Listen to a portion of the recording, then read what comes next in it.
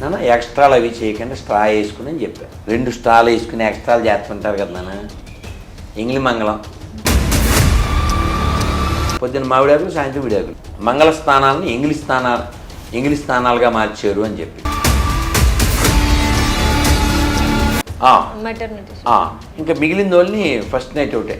నాన్న నీకు ఒళ్ళు బలిసి, తెలుగులో ఒళ్ళు బలిసి కదా మెమరీస్ అంటే రోడ్డు ఎక్కడవా,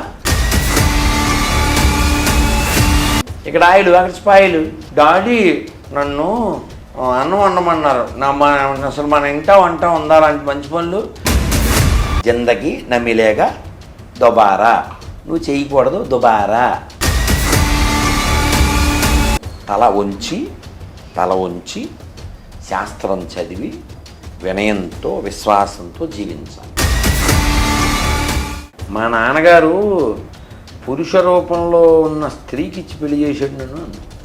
ఎవరిని పట్టుకుని? రాముని పట్టిన అంత మాట అనొచ్చా? దాత్రి టీవీలో మీ పర్సనల్ ఇంటర్వ్యూ కోసం, వ్యాపార ప్రకటనల కోసం ఈ నెంబర్కి సంప్రదించండి. Welcome to Dhatri TV. ఈరోజు మనతో పాటు ఉన్న గెస్ట్ పేరు చెప్పే కన్నా ముందు ఆయన ఏంటో చెప్పాలి.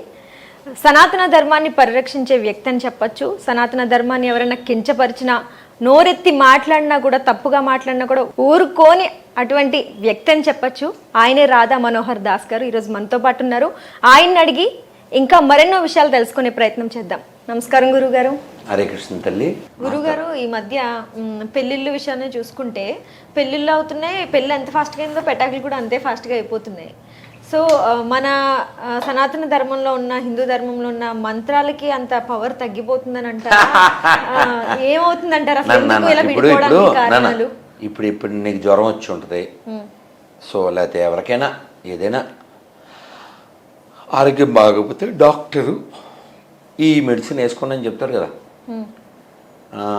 రోజు మార్నింగ్ ఒకటి, ఈవినింగ్ ఒకటి, ఇలా 1 వీక్ వేసుకోండి అని చెప్తారు.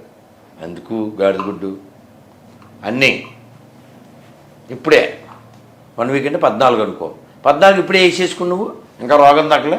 ఈ డాక్టర్ రాస్కెల్, డాక్టర్ దొంగడు అంటే ఏంటి? డాక్టర్ ఎలా చెప్పాడు నీకు? కోర్స్ ప్రకారం డే వైజ్ కదా. ఆయన కోర్స్ చెప్తే నువ్వు ఫోర్స్గా వేసుకుని తగ్గలేదు, సోర్స్ ఇదేనా అంటే ఎలాగ కదా? అవునా? నువ్వేమైనా ఫాలో అయ్యావు? నేను మొన్న ఎవరో బెంగళూరు నుంచి పిల్లోడు ఫోన్ చేసి ఏదో డేట్ చెప్పాడు, ఆ డేట్లో వాడి పెళ్ళి అని చెప్పాడు. నేను వాడికి చెప్పాను, నాన్న ఎక్స్ట్రాలు అవి చేయకుండా స్ట్రా వేసుకుని అని చెప్పాను. 2 స్ట్రాలు వేసుకుని ఎక్స్ట్రాలు చేస్తుంటారు కదా నాన్న, ఇంగ్లీ మంగళం. అడిగి చెప్పాను, అలా ఎక్స్ట్రాలు అవి చేయకండి. పెళ్ళి ఏమో రాత్రి 1 గంటకో 2 ఈడు బూట్లు వేసుకుని అందరికి దర్శనం, single day gods single day goddess, ఇద్దరు దర్శనం ఇస్తారు కదా. ఆ కూల్ డ్రింకు దర్శనం ఇచ్చి, అందరు గిఫ్ట్లు ఇచ్చి, వాళ్ళందరికీ వీళ్ళు ఫోజులు ఇచ్చి, రాత్రి 2 ఎప్పుడో పెళ్ళి అయ్యి, సో రాత్రి పెళ్ళి, పొద్దున్నే లొల్లి. పొద్దున్న మామిడాకులు, సాయంత్రం విడాకులు. మొన్న ఎవరో పెట్టారండి ఏదో వీడియో, మంగళ స్థానాలను ఇంగ్లీష్ స్థానాలుగా మార్చారు అని చెప్పి. అదేంటే pre wedding shoots, pre wedding ఒకటి వచ్చింది, నిన్న ఏదో వచ్చిందండి. ఈవిడ హల్దీ అని ఇంకా మిగిలిన వాళ్ళని ఫస్ట్ నైట్ ఒకటే అని పెట్టారు కింద. అదొకటే మిగిలింది అంటే అదొకటే షూట్ చేసుకోవట్లేదు, అది ఒకటే త్వరలో వస్తాయేమో. ఇంకా రోడ్డు ఎక్కడమే కదా, పని పాటలే వీళ్ళకి. అలా కరెక్ట్ కాదంటారా గురుగారు? దేనికి నాన్న నీకు ఒళ్ళు బలిసి, తెలుగులో ఒళ్ళు బలిసి కదా మెమరీస్ అంటే రోడ్డు ఎక్కడవా అంటే రేపు పొద్దున్న ఇలా ఉన్న వాళ్ళకి రేపు పొద్దున్న ముస్లిం ఇలా దిగజారేమని పిల్లలు చెప్పడం, రోడ్డు ఎక్కాం పెళ్లికి ముందే అని. అంతేనండి, అంతేనా? మనం చూడడానికి సార్ ఇలా చూడాలా పోనీ ఏ విధంగా చేస్తే కరెక్ట్? టైటిల్ ఏం పెట్టావు నువ్వు ఇందాక? మెమరీస్ అని చెప్పాను. దాని ముందు పెళ్లి పెటాకులు ఎందుకు అవుతుందని చెప్పావు. రేపు కూడా నువ్వే చెప్పేసావుగా. మనకి ఇక ఎందుకు పడిపోయారు అని అడిగావు. ఇక్కడ ఎవడో ఆయిల్ డబ్బా ఉంచాడు, నువ్వు ఆన్సర్ ఇచ్చావుగా. ఇక్కడ ఆయిల్ అక్కడ స్పాయిల్, యూఆర్ ఎక్స్పెక్టింగ్ రాయల్. ఎలా అవుద్ది? అదే ఇప్పుడు doctor course, but your force, where is the source? అర్థమైందా? అర్థమైంది. పెద్దలు ఓ మాట చెప్తే వినాలి. నీ మైండ్ చెప్పిందల్లా వింటే అలా అవుతుంది కదా. ఇప్పుడు ఎంతవరకు ఇన్ని అలా మాటలు ఉన్నారు ఎందుకు గురువు నాన్న? గారు అసలు? ఇప్పుడు మీ నాన్నకి మీ అమ్మకి పెళ్ళి ఎన్నాళ్ళు ఏంటిది? 30 సంవత్సరాలు అయ్యాయి. ఉన్నారు కదా. ఏమండి అంటూ ఆవిడ, ఏమే అంటూ ఈయన, మధ్య సేమ్ మధ్యలో హ్యాపీ. కొట్టుకున్నా ఉన్నారు. సేమ్ మా అమ్మ మా నాన్న అలాగే వాళ్ళ కాలం వెళ్ళిపోయారు అనుకో, కానీ ఉన్నారు కదా. ఉన్నారు. మనం ఎన్ని కుటుంబాలు చూసాం, అవును. ఎన్ని గొడవ. అంటే మా అమ్మ చెప్పేదన్నమాట. అంటే మా పెద్దమ్మని వాళ్ళ ఆయన, అంటే అమ్మ వాళ్ళ అక్కని కొట్టేసేవాడంట ఆయన. కొట్టేస్తే ఏడుస్తూ ఇంటికి వచ్చేదంట. మళ్ళీ చక్కబెట్టి ఇలా అని మళ్ళీ తీసుకెళ్ళి ఓకే. మళ్ళీ అప్పచెప్పేవారు. ఆ పల్లెటూరు సైకిల్ వేసుకుని వెళ్ళిపోయి అలా కాదమ్మా అని అమ్మమ్మ చెప్పి మళ్ళీ అలా అలా అలా ఆ పెద్దమ్మ ఎంత రాడు చేరిందంటే ఆ తర్వాత ఆవిడ గీత గీస్తే ఆయన దాడ్డు. కుటుంబాన్ని నిలబెట్టుకోవాలి. అందుకని డాడీ నన్ను అన్నం వండమన్నారు. అసలు మన ఇంట వంట ఉండాలంటే మంచి పనులు మనం అంతా స్విగ్గీ జొమాటోగా నేను వచ్చేస్తాను, వచ్చాయి అని తీసుకొచ్చేస్తాడు. ఎలా? మీరు ఇప్పుడు జనరేషన్ రోస్ట్ చేస్తున్నారు సార్ లిటరలీ. కాదు నాన్న, ప్రాక్టికల్ నేను చెప్పేది. జిందగీ నమ్మిలేగా దుబారా, నువ్వు చేయకూడదు దుబారా. అర్థమైందా లేదా? మొదటి హిందీ, తెలుగుది తర్వాత. అందుకని తెలివిగా ఉండండి. ఇప్పుడు నీకు అర్థమైన చెప్పాలంటే, కింద పడిపోయారు. ఎవరో ఒక బలమైన వ్యక్తి వచ్చి ఒరే బుద్ధి జ్ఞానం లేకపోతే సరే చూసుకోకలే లే అని లేపాడు. మనం కిందంటే ఉత్తనేమ మీద పడలే, ఊబిలో పడ్డాం. ఇతను తిట్టి చెయ్యి కుర్రాడునా కలుపైన పనికి మాలాడని తాగుబోతు ఒకడొచ్చి తిట్టి మనకి చెయ్యిచ్చి పైకి తీసుకొచ్చాడు. అతను దేవుడా కదా? దేవుడే. నన్ను తిట్టాడు అని తోసేస్తాం ఏంటని? లేదు, నీ ప్రాణాన్ని రక్షించాడు కదా తిట్టినా కూడా. ఆ తిట్టు కూడా నీ మేలు కోసం కదా. అలా ఆలోచించాలి అని చెప్తున్నా. ఓర్పు ఉంటే, అంటే రామాయణంలో చెప్తారు, ఐ థింక్ మందత అంటే 50 మంది అమ్మాయిలు. ఒక దేవతా పురుషుడు వచ్చి ఆవిడ్ని అదే ఈ 50 మందిని పెళ్లి చేసుకుంటా అంటాడు. వీళ్ళందరూ సార్ మా నాన్నగారిని అడగాలి అంటారు. అతను నన్ను కాదంటారా అని చెప్పి వాళ్ళందరినీ ఇలా వంకరలు పోయేలా చేసేస్తాడు అతనుకున్న శక్తితో. వాళ్ళ నాన్నగారు వచ్చాక ఏమైందంటే ఇలా జరిగింది నాన్నగారు అంటే, అదే మీ దగ్గర బోల్డ్ శక్తి ఉంది కదా, మీరు శపించబోయారా అన్నారు. అప్పుడు శ్లోకం చెప్తారు, చాగంటి గారు చాలా బాగా చెప్పారు. క్షమామాత క్షమాపిత అని చాలా బాగుంటుంది. ఓర్పు. ఆ తర్వాత ఆ నాన్నగారు మళ్ళీ వాళ్ళు సరేలా చేస్తారు. అంటే ఎప్పుడు రామాయణం మనకి నేర్పించారు. నాతో మా పిన్ని కూడా ఎప్పుడో చాలా కాలం క్రితం ఇలాంటి సంఘటనే చెప్పింది. ఏదో మంచి మాట చెప్పింది, మా అమ్మమ్మ చెప్పిందంట. ఆ మాట మా పిన్ని చెప్పింది. నీకు దబ్బలం తెలుసమ్మా? దబ్బలం మన గోని పట్టాల నుండి పెద్ద సూదిలా, అది సామెత గుర్తులేదు. అమ్మమ్మ చెప్పిందని పిన్ని చెప్పింది. దబ్బలము తాడులా ఉండాలంట. దబ్బలం కేవలం గుచ్చుతుంది, కానీ తాడు ఏం చేస్తుంది? కలుపుతుంది. అలా ఉండాలంట భార్యాభర్త. పెయిన్ వచ్చినా కూడా కలిసి ఇలాగ. అంతేగాని విమ్స్కెళ్ళి అంటారు కదా నాన్న, నా ఇష్టం అలా. ఇప్పుడు ఉదాహరణకి అంటే జరిగిందే ఓ తల్లి, ఇది హ్యాపెన్స్ ఎక్కడో ఏదో జిల్లాలో. నేను పూరి వెళ్తే, జగన్నాథ్ పూరి, అక్కడ నేను మాట్లాడుతున్నాను. ఆవిడ బోరు ఏడ్చేసి, ఎవరమ్మా ఏమిటమ్మా అంటే వాళ్ళ అమ్మాయి గురించి చెప్పింది. పెళ్ళయింది, లొల్లయింది, వాడు ఇవన్నీ కష్టాలు చెప్పి, సరే ఇప్పుడు ఎక్కడ ఇంట్లో ఉంది, జాగ్రత్త అమ్మా ఇవి చెప్పాం. తర్వాత కొన్నాళ్ళ తర్వాత ఫోన్ చేశారు, ఆ ఆఫీస్కి వెళ్తుంది, ఇప్పుడు జాబ్ చేస్తుంది, అక్కడ ఎవరో తగిలాడు, వాడిని ఇష్టపడుతుంది. రెండో పెళ్ళి చేసేది. పేరెంట్స్ కూడా అంత సపోర్టివ్ ఉంటున్నారు సార్ ఈ మధ్య. ఇప్పుడు తర్వాత స్టోరీ వింటలేదు. చెప్పండి. సరే మీ ఇష్టం అన్నా. కొన్ని రోజులు మళ్ళీ ఫోన్. ఆ ఫోన్ నేను యూట్యూబ్లో పెట్టా. అంటే వాళ్ళ పేర్లు అవి కాదు కానీ కొంచెం గట్టిగా తిట్టినట్టు చెప్పా. అది కూడా అదే పరిస్థితి. మళ్ళీ వాడు ఇప్పుడు నిజ స్వరూపం చూపిస్తున్నాడు, తిడుతున్నాడో కొడుతున్నాడో మతం మారమంటున్నాడు, అది ఇది అని. ఇంటికి తీసుకొచ్చాం. నెక్స్ట్ ఇంకోటి ఏంటి ఇంకోటి పెళ్ళి. మీరు ఉంటుంది ఆ వీడియో, చాలా హార్ష్గా మాట్లాడారు. మీరు అలా ఏదో షాపులో వస్తువు పాడైతే తీసుకొచ్చినట్టు ఇంకో వస్తువు తెచ్చినట్టు చేస్తే షీ బికమ్ ప్రాస్టిట్యూట్. ఏమన్నారు సార్ వాళ్ళు? మనకి ఒక ఫెయిత్ ఉండాలి. తల వంచి శాస్త్రం చదివి వినయంతో విశ్వాసంతో జీవించాలి. ఈ ప్రపంచంతో ఫైట్ చేసేస్తాను, ఎదిరించేస్తాను. నాకు బోల్డ్ మంది తల్లులు, బోల్డ్ మంది చెల్లెళ్ళు తెలుసు. ఒక్కొక్కసారి మొగుడికి మూడు పిచ్చోడిలా బిహేవ్ చేస్తాడు. చదువుకున్నాడే క్రేజీ ఫెలోస్లో బిహేవ్ చేస్తాడు. ఆ కుటుంబం ఏమైపోతుందని బెంగ పుడుతుంది మాకు. ఆ తల్లిని అమ్మ కొంచెం ఏమనుకోకుండా మీ ఆయన మళ్ళీ సెట్ అవుతాడరా అని ఏదో చెప్తాం. ఇంకొదలై అని చెప్తారండి. తర్వాత సెట్ అవుతుంది. పిల్లలు ఉంటారు, 2 ఆడపిల్లలు ఉంటారు. ఆడవాళ్ళైనా మగవాళ్ళైనా ఓర్పు ఉంటే మార్పు. పిల్లలు ఏమైపోతారు? ఏమైపోవాలి? లైఫ్ నాశనం అయిపోతుంది.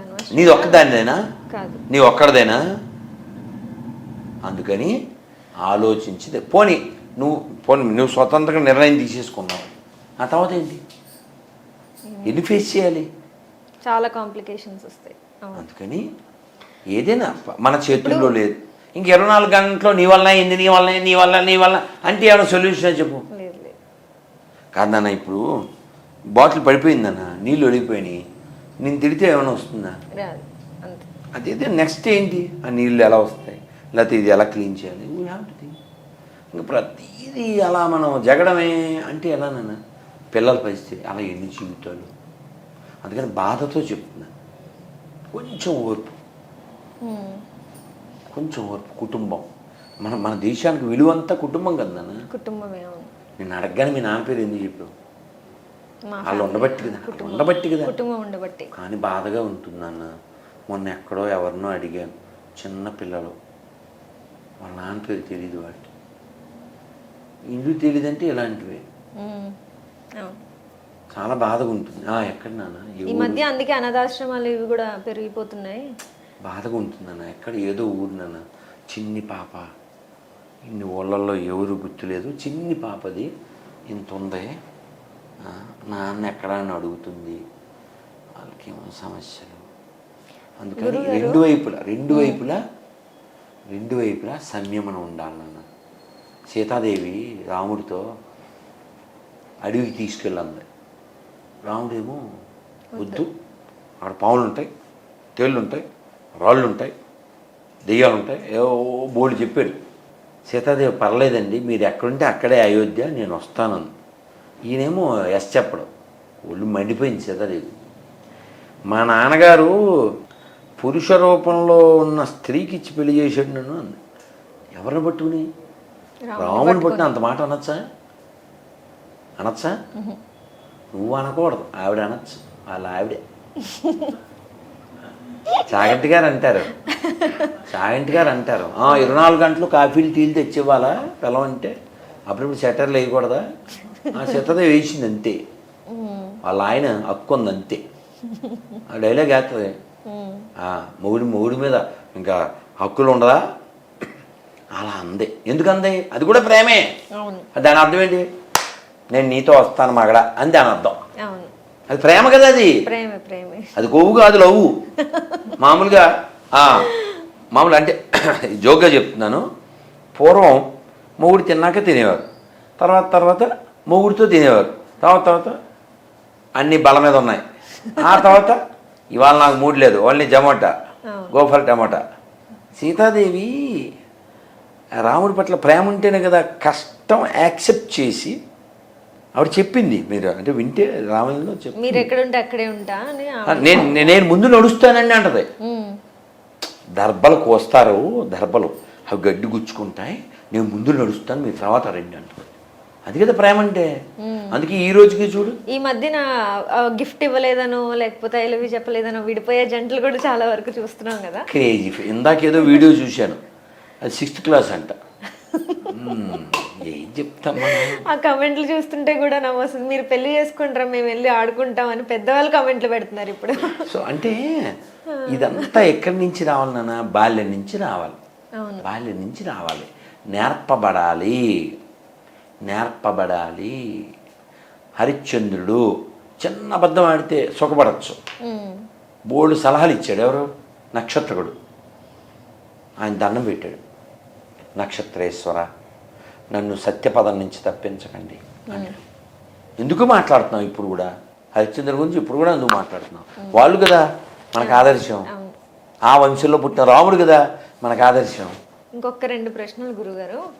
ఈ మధ్య కాలంలో మనం చాలా వరకు చూస్తున్నాం కదా, ఈ అఘోరీలని, అఘోరాలని, దొంగ బాబాలు కాదు కానీ బాబాలని ఏవేవో మంత్రాలేసి. కాదు నాన్న, సరే నువ్వు కంప్లీట్ చేయి. సో ఇలా చాలా వరకు వస్తున్నారు. వాళ్ళ వల్ల కూడా మన సనాతన ధర్మాన్ని భ్రష్టు పట్టించే పనులు చేస్తున్నారని అంటారా? జనాలు కూడా ఎందుకంత గొర్రెల్లా తయారవుతున్నారు? ఎవరు నిజం ఎవరు అబద్ధం అనేది తెలుసుకోలేకపోతున్నారు. శాస్త్ర జ్ఞానం లేకపోవడం ఇన్నిటికీ కారణం. ఒక్క భౌతికగీత అన్న చదివారా? భౌతికగీతలో కిం తద్బ్రహ్మ కిమాధ్యాత్మం కిం కర్మ పురుషోత్తమా 8వ అధ్యాయంలో అర్జునుడు అడుగుతాడు, స్వామి కర్మ అంటే ఏమిటి? బ్రహ్మ అనగా ఎవరు? ఆధ్యాత్మికత అంటే ఏమిటి అని అడుగుతాడు. ఈ ప్రశ్నలు ఎవరు అడిగారు? అర్జునుడు. ఎవరి తరపున? మన తరపున. మనం చదవంగా. మరి అలాగా మైండ్ విమ్స్కెళ్ళి ఏది చెప్తే అది చేస్తే ఇలాగే ఉంటాయి. కాబట్టి అసలు బాబా అనే కాన్సెప్ట్ మన ధర్మంలో లేదు. బాబా మనకు అక్కర్లేదు, దొంగ బాబా మనకు అక్కర్లేదు. అఘోరి గురించి మీ ఒపీనియన్? అఘోరి శివుడిని అఘోరేభ్యో ఘోరఘోరేభ్య మంత్రం ఉంటుంది. ఘోరము అంటే ఏమిటన్నా? ఘోరం అంటే చెడ్డది. శివుడు అఘోరే అంటే ఘోరం కానివాడు. అదే శివుడు మంగళకరుడు, శుభకరుడు. ఆయన్ని పూజించే వాళ్ళు అలా శుభకరంగా ఉండాలి. అందుకే మనం ఏదో చూసే ఇదంతా కాదు కదమ్మా. ఇప్పుడు ఎవరైనా అలాంటి వాళ్ళనే మనల్ని ఇంకా అనే అవకాశం ఇస్తున్నాం అనిపిస్తుంది. అంతే కదన్నా. ఇప్పుడు ఎవరైనా గంజాయి తాగుతూ నేను శివభక్తుని అన్నాడు అనుకో, మనం చక్కగా ఓ పాము విషం పిండిచ్చి ఇది తాగు అని చెప్పాలి. ఎందుకని శివుడు ఏం తాగాడు? విషం తాగాడు, హాలాహలం. కాబట్టి శివభక్తుడని ఇలా పిచ్చి వేషాలు గంజాయిలు అని చేశాడు అనుకో, ఇది తాగునానని కొంచెం పాము విషం ఇచ్చేస్తే సరిపోతుంది. ఈ మధ్య కాలంలో సంబాల్లో శివాలయం ఒకటి బయటపడింది, అలానే బావి మెట్లని ఇలా చాలా వరకు బయటపడుతూ ఉన్నాయి. ఇంతకు ముందు ఎందుకు పడలేదు, ఇప్పుడు ఎందుకు పడుతుంది? అసలు దీని వెనకాల ఎవరున్నారు? నువ్వు ఎక్కడైనా తవ్వునానా, ఇక్కడ కూడా తవ్వు, ఓ శివలింగం బయటపడుతుంది. ఎందుకంటే సనాతన భూమి, ఇది శివుడి భూమి, ఇది రాముడు భూమి, ఇది కృష్ణుడు భూమి, ఇది వేద భూమి, ఇది కర్మ భూమి, ఇది పుణ్యభూమి. అప్పుడు మన దేవాలయాలను ఆక్రమించారు, దాన్ని మసీదు కింద పైన గోపురం తీసి లోపల కాపురం పెట్టేశారు. పెట్టితే అయిపోద్దండి. ఈ దేశానికి ఇస్లాంకి ఏం సంబంధం లేదు, ఈ దేశానికి క్రైస్తవానికి ఏం సంబంధం లేదు. ఆక్రమించారు అంతే. ఆక్రమించింది వాళ్ళది ఎందుకు అవుద్ది? ఇప్పుడు ఆక్రమించినయే బయటపడుతున్నాయి అంతేగా. ఇప్పుడు నువ్వు చూడనా కళ్ళతో, పోనీ ఇన్ని వద్దు, రాజమండ్రి వెళ్ళిపో. రాజమండ్రి అలా నడుస్తూ మెయిన్ రోడ్లో అలా ఓసారి లెఫ్ట్కి తలదిప్పు, పెద్ద మసీదు అంటారు, దాని గుమ్మాలు చూడు, అక్కడ జేవీజీలు ఉంటారు. ఎందుకని? అది వేణుగోపాల స్వామి గుడి.